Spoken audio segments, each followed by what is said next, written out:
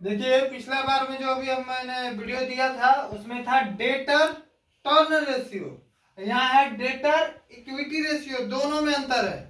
Student confuse मत कर जाएगा। डेटर टर्न रेशियो का रूल क्या मैंने बताया था, net credit sale by average debtor, ठीक है। लेकिन ये यहाँ है डेटर इक्विटी रेशियो, क्या है, डेब्ट इक्विटी रेशियो।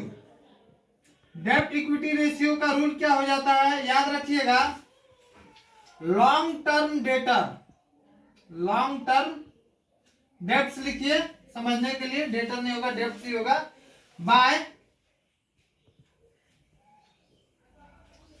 आपका यहाँ इक्विटी शेयर आपका by share holder fund, by share holder fund. देखिए ये दो चीज हमको चाहिए, long term debtor, long term डेब्ट मतलब समझ लीजिए जो लंबे समय बाद जो पैसा हमें हाथ लगेगा या लिया जाता है या भुगतान किया जाता है, ठीक है। तो देखिए लॉन्ग टर्म डेब्ट, लंबे समय का कौन कौन सा डेब्ट यानी कर्जा है। देखिए एगो डिवेंचर मतलब होता है ऋण पत्र, ये मेरा ऐसा कर्जा है जो ले है 6%, 6% यानी इस पर ब्याज है, ये समय के बाद दिया जाएगा। तो ये लंबे समय वाले कर्जे को हम लोग लिखेंगे 6% डिवेंचर। और एक देखिए loan from bank, loan from bank यानी बैंक से लोन आज लेते कल नहीं देता, लोग एक समय लगता है, इसलिए ये भी लंबा समय वाला कर्ज है, इसलिए इसको हम लिखेंगे लोन फ्रॉम बैंक।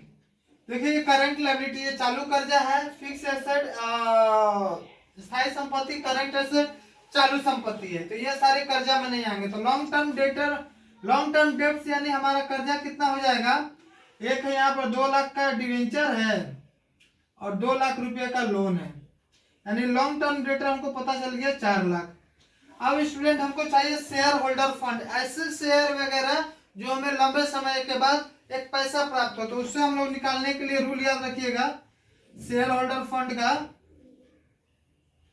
शेयर मेरा था कितने का देख लीजिए, इक्विटी शेयर है ना,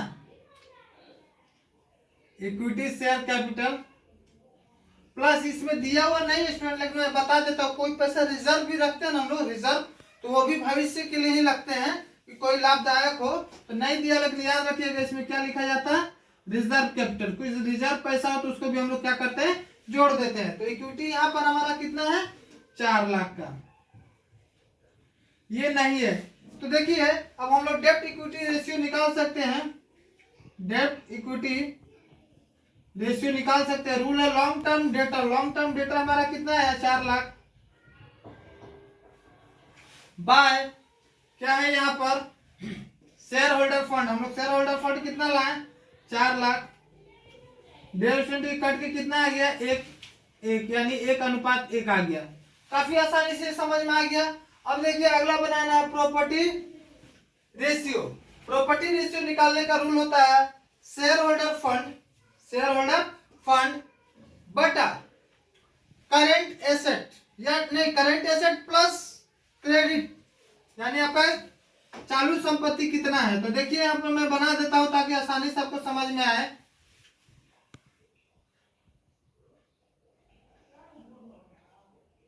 property ratio equal to share holder fund plus bye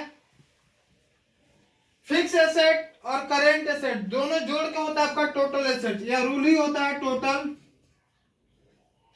asset. Total asset निकाल सकते हैं, टोटल एसेट का रूल ही होता है करेंट एसेट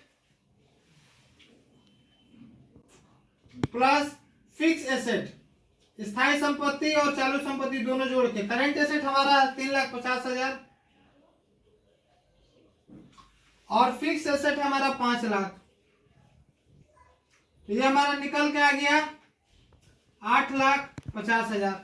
अब क्या निकालना है हम लोग को, प्रॉपर्टी रेशियो, रूल ही है शेयर होल्डर फंड, कितना है हमारा share holder fund, 4 lakh, by total asset, संपत्ति चालू संपत्ति स्थायी संपत्ति जोड़ के दोनों 8,50,000।